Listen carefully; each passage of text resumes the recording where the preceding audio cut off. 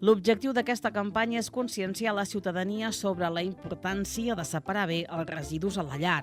L'any passat se'n va fer una primera edició en què recordava on es dipositava cada residu i aquest any el Tu ets part del canvi fa un pas més, mostrant en què es poden convertir els residus que separem correctament. La campanya es podrà veure als mitjans de comunicació del territori, a les parades d'autobús, en alguns busos que fan recorreguts per la comarca i també a les xarxes socials del Consorci. A partir d'escenes molt acolorides de la reconeguda il·lustradora Maria Picassó, es mostra la transformació de les diferents fraccions en nous productes o materials si se separen a casa.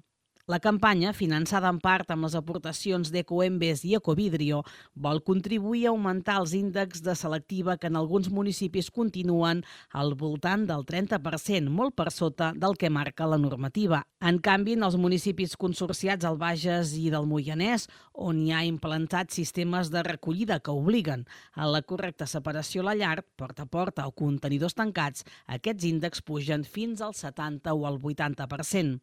En els primers, les actuacions de sensibilització del Consorci volen promoure la correcta separació de residus per augmentar la selectiva.